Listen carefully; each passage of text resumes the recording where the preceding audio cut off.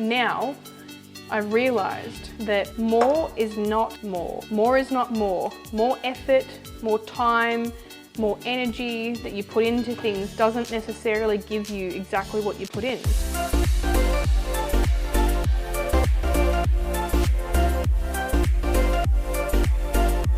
Hello and welcome to another vlog on YouTube and podcast on Spotify and Apple Podcasts by the Fit Minds podcast. I don't know whether you can hear me. My mic is in a weird spot. Coach Mariah Jean here.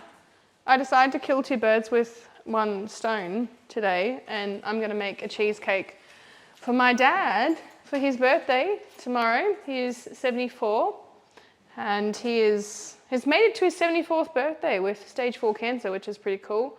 So he's coming to visit and I'm going to make him a cake. And because he doesn't have social media, he doesn't know I'm making him this cake. So yay, what a surprise. Okay, so today's podcast is going to be talking about how to avoid burnout. I'm going to be making the cake while I'm doing it because I guess it's really appropriate for the podcast, given that it's like all the extra things we have on our plate as mums, how to avoid burnout as mums. I'm going to wash my hands too and get a spoon. Get a spoon? What am I getting a spoon for? Oh, the butter. We always have so much extra on our plate as mums, and it's like by the time we finish the end of our day, we feel burnt out. We feel like we don't have anything left. We feel drained. Obviously, the sleep deprivation doesn't help. Not getting sleep with kids doesn't help, but I'm not going to talk about sleep too much in the podcast because obviously that's not very controllable sometimes. But burning out as a result of usually, honestly, the main factor is overcommitment, right? We burn out because we overcommit. Now I'm going to have to try and remember this recipe without the recipe in front of me. We burn out because we overcommit. So what are the types of things that we overcommit to as not just mothers, but parents in general? Obviously, prior to having children, we had a lot more time on our hands. We thought we were time poor then. But isn't it interesting how before we had kids, we were still time poor? We were busy. Have you noticed how everyone's busy? Have you noticed that when you're in your 20s, your early 20s, maybe your teens, you weren't as busy? You had time for a social life, friends, catch-ups, all that type of thing, and you weren't as busy. And now we're just so busy. Everyone's so busy. Oh, I'm so busy all the time. Now, if we were to look at our week in general as a bigger picture, the things we've committed to ourselves to, and think about how much of that did we commit ourselves to because we thought we had to versus what we actually have to do.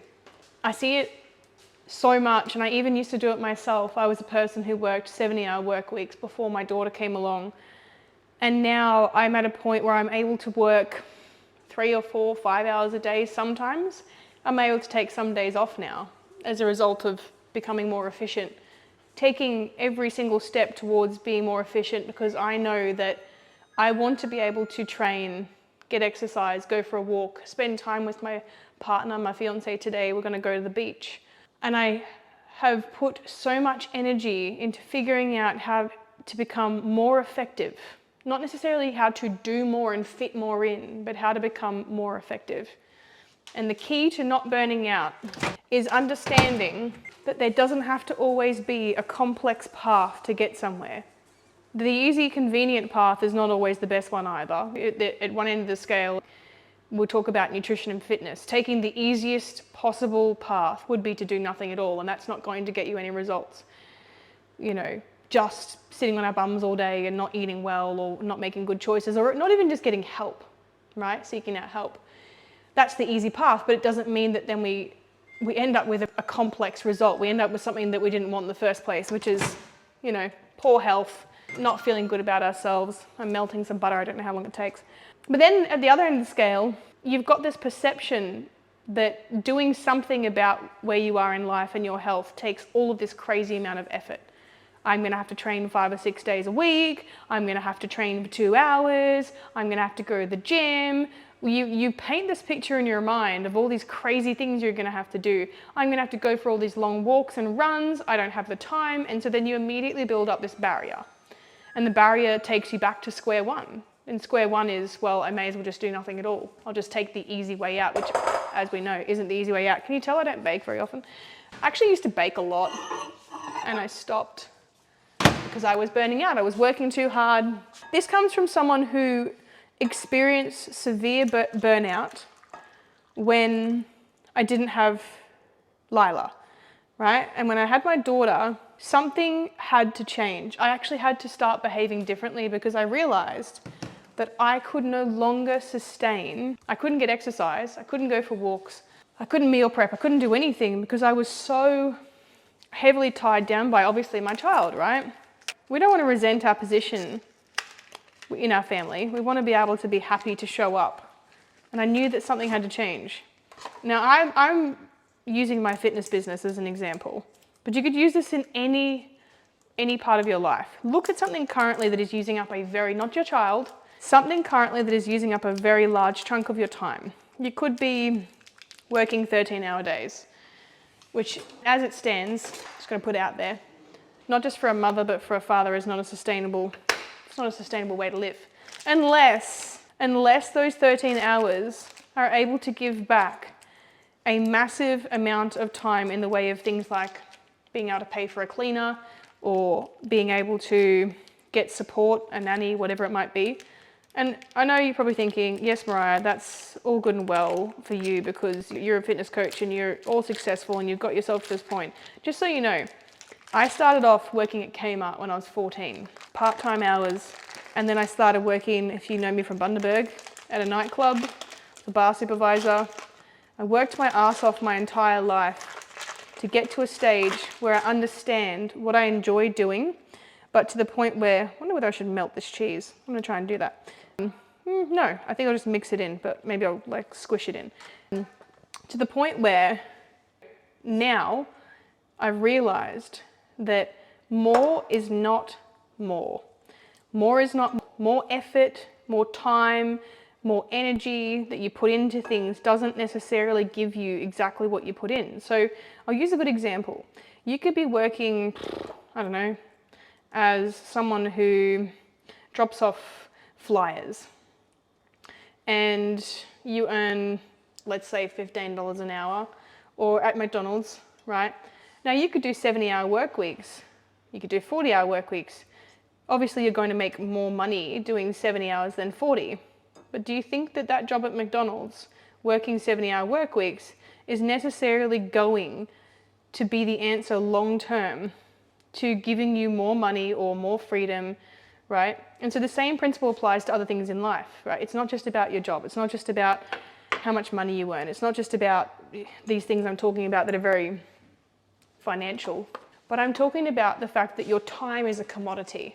And so if your time is a commodity, why on earth would you spend, as a mum, or dad, anybody, large chunks of time trying to achieve a result when you could spend less time doing it, right? If someone said to you tomorrow, hey, that thing you're doing and you're spending 10, 15 hours a week doing, you know, you could probably do that in 5. Let me show you how, right?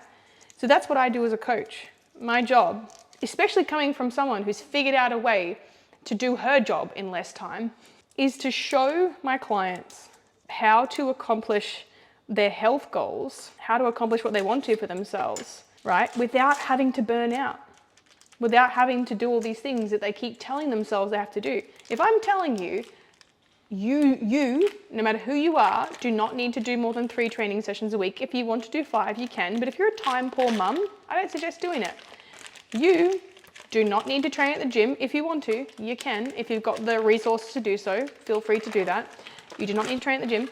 You do not need to make these crazy fancy recipes for meal prep, things that are not necessarily family friendly. You don't need to go and get all these expensive ingredients.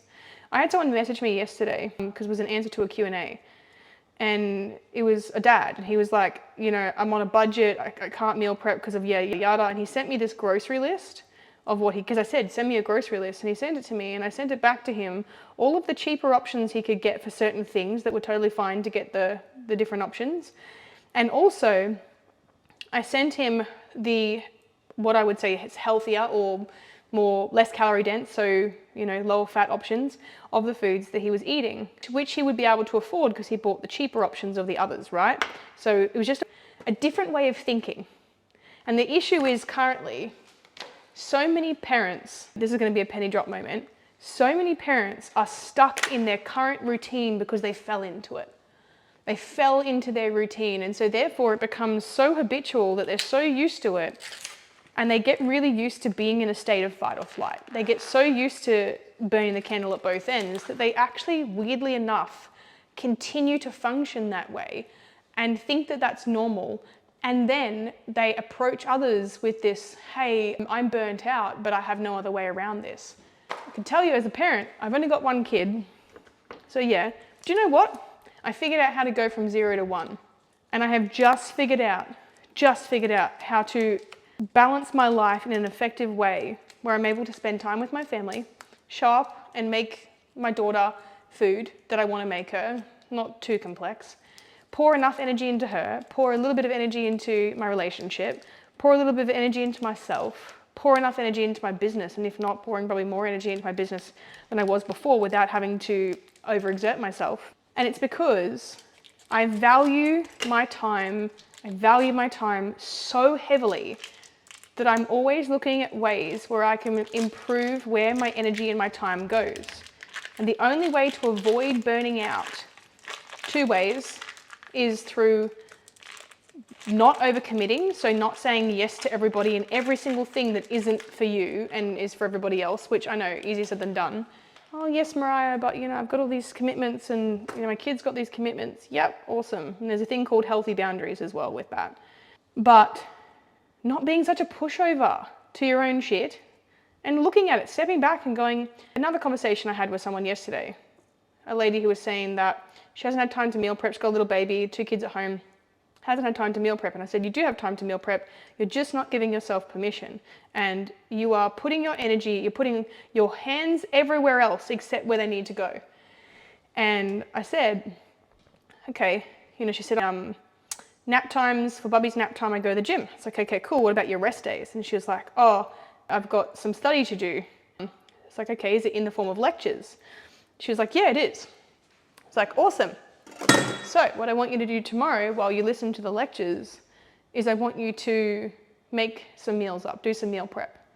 She's like, that's such a good idea. I never thought of that. And this is the thing. People are so used to the way that they do things. They're so used to running at 1,000,000 miles an hour, and I was too, burning themselves out, that they don't know a life without that. Now that's another crazy thing to say, right? So I'm just going to wash my hands because I've got them all cheesy.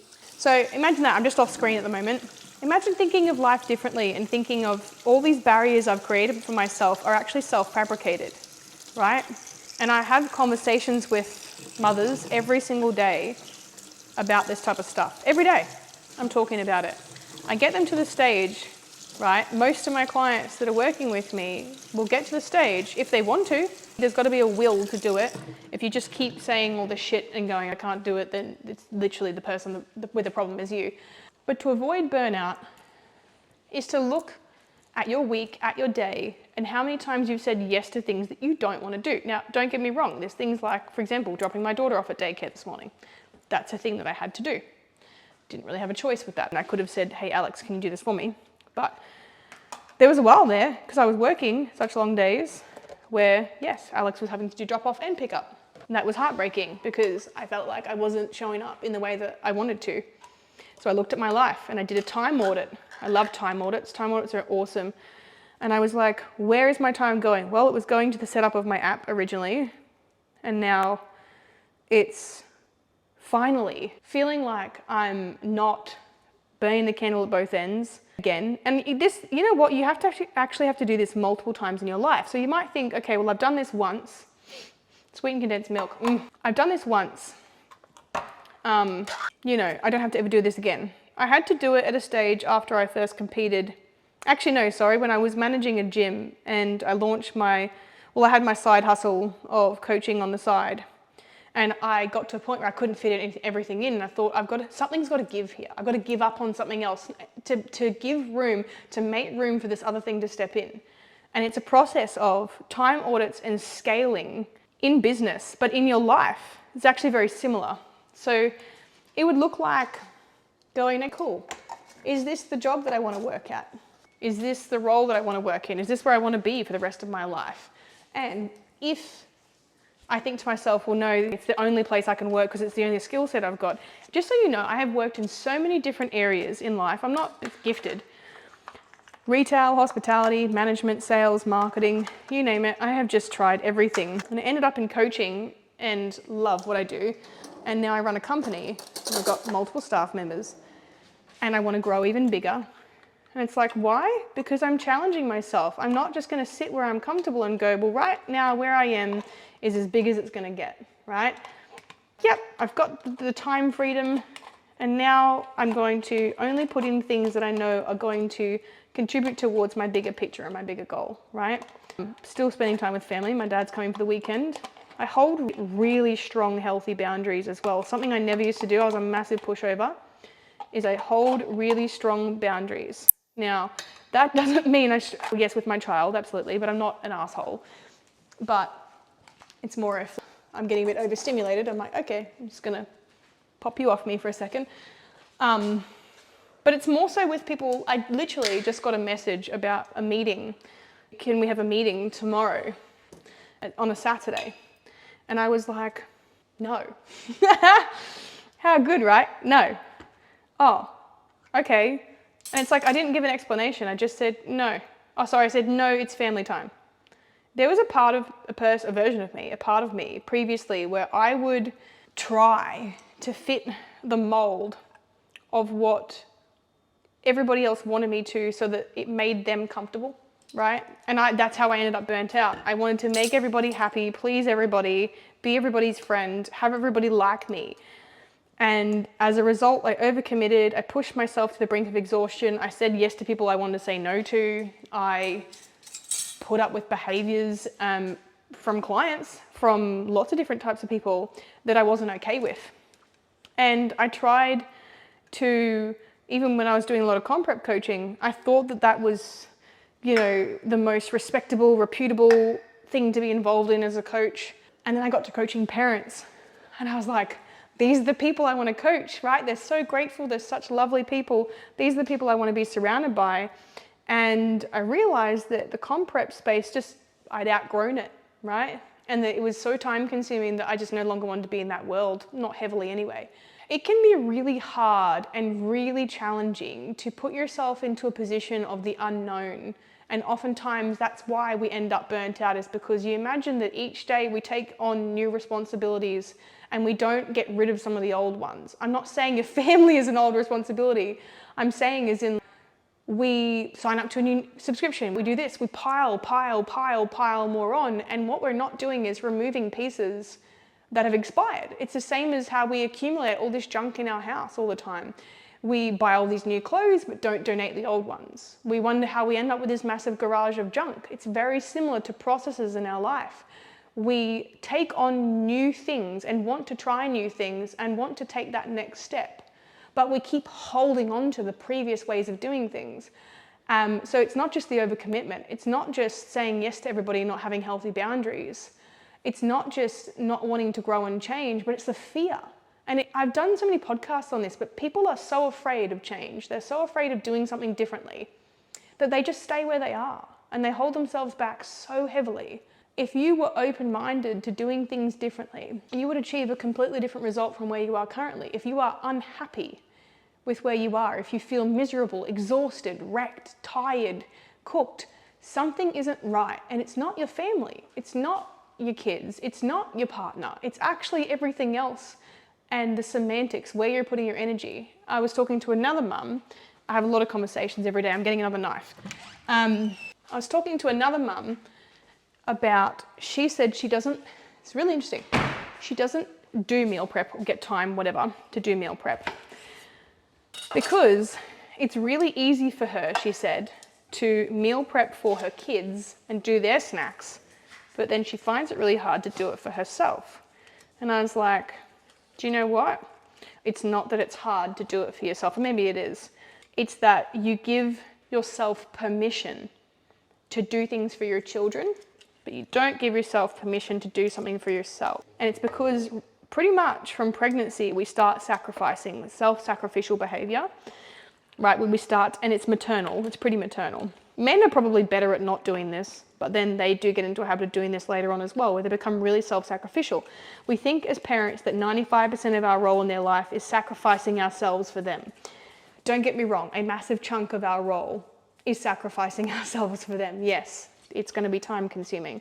What we don't realize is that how much we give and do can greatly vary, and how much we actually need to be doing and giving is going to be the factor that changes things here, right?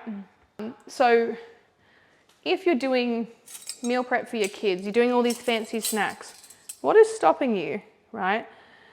What is stopping you from, instead of doing all of their snacks fresh, what's stopping you from just doing some of them fresh, some packeted, right? Stop having these stringent, strict rules on everything that you do to the point where you'll just never budge from them and you'll never get a different result, right? And this is it. People hold themselves back because they create, don't get me wrong, I'm not telling you how to parent. But I'm a nutritionist. I'm telling you, packeted foods aren't going to kill them. I'm qualified to tell you this. You have convinced yourself of a narrative which keeps you in the box that you remain in, where you remain stressed and burnt out. And you don't have to stay there. You have choices. You are the narrator of your life. And if you keep thinking that your life is just coming at you, and trust me, some things are, like teething and sickness, you can't get around those.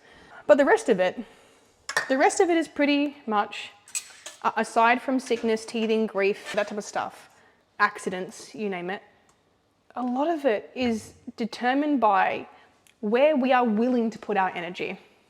Not where we think where we have to, where it's like, no, I have to do this. No, you don't, right?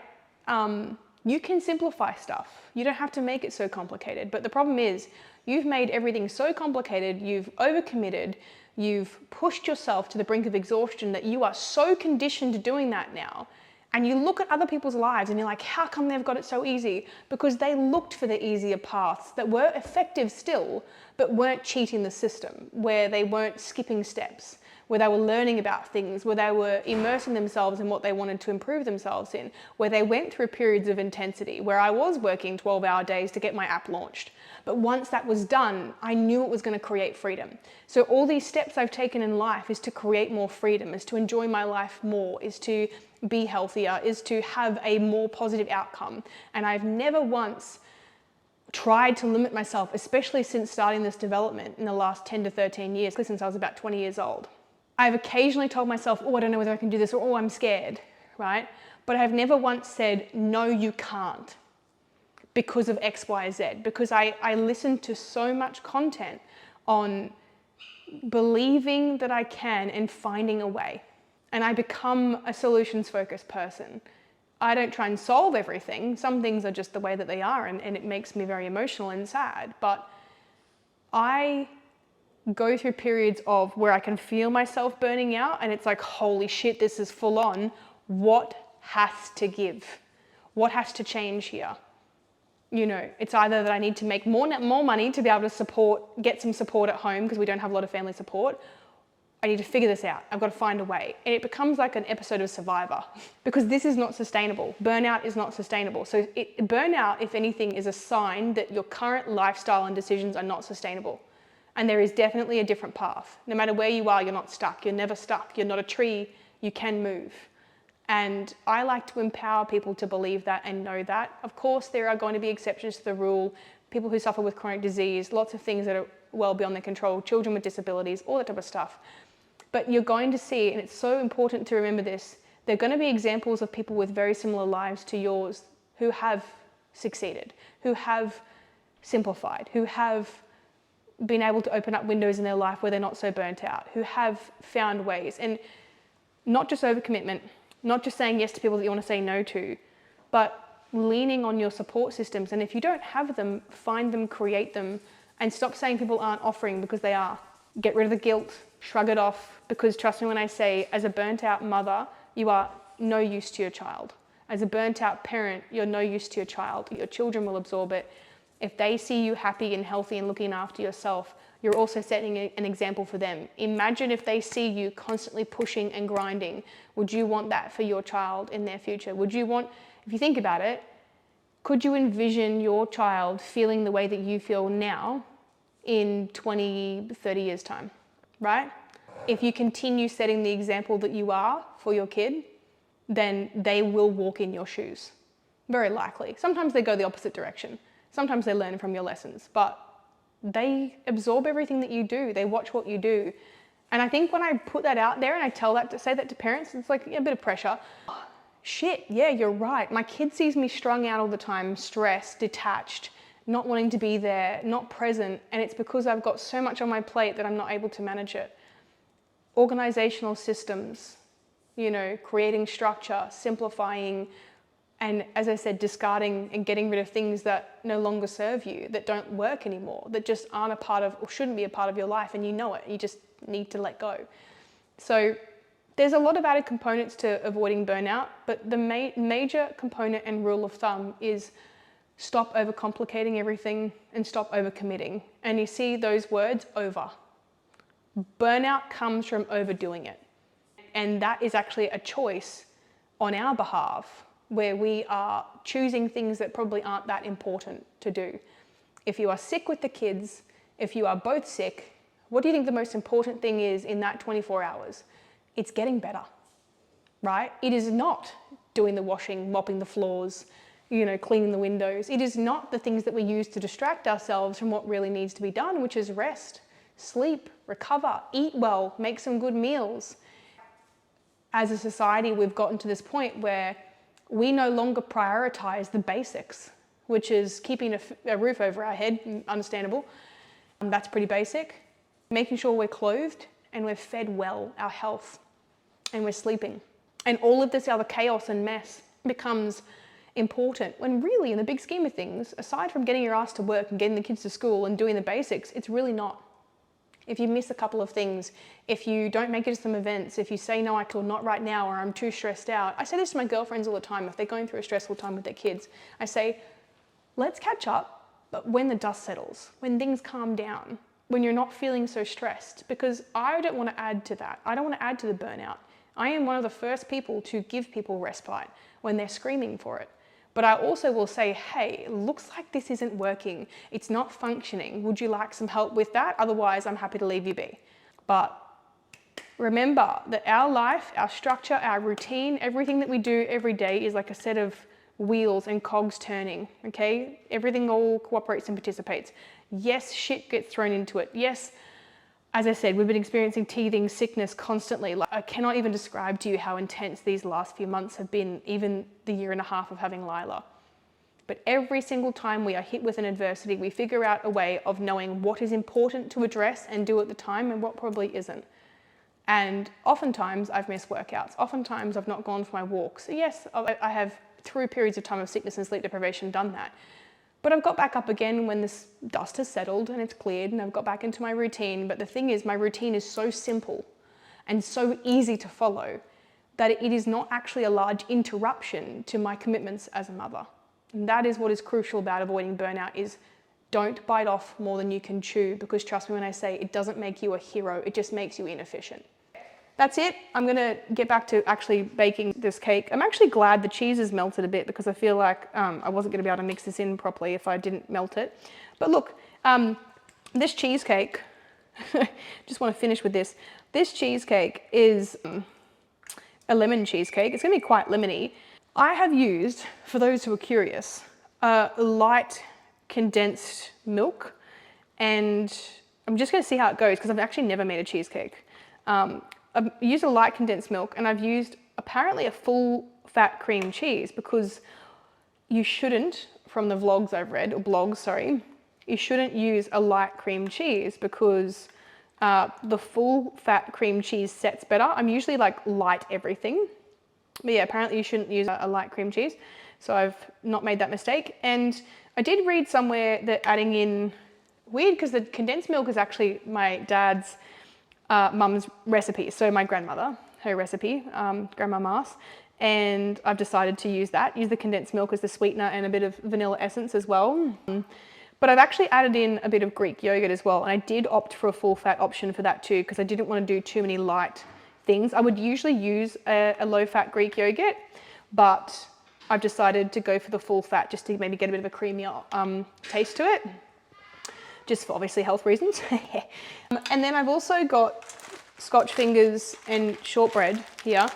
Shortbread, I've got like 250 grams. I think the recipe was 270. So I've just got like some extra Scotch fingers just for a different flavor, I guess, because we know Scotch fingers are yummy. And then I've got the butter as well to add in. So yeah, I'm actually quite excited to see how this goes and how it turns out. It's going to be an interesting concoction, to say the least, and apparently very easy to make. So anyway, that is it from me. I'm going to finish up this podcast. Hopefully this cheesecake turns out all right. I'll let you guys know. Thanks for tuning in. Looking forward to doing another podcast for you soon. Bye.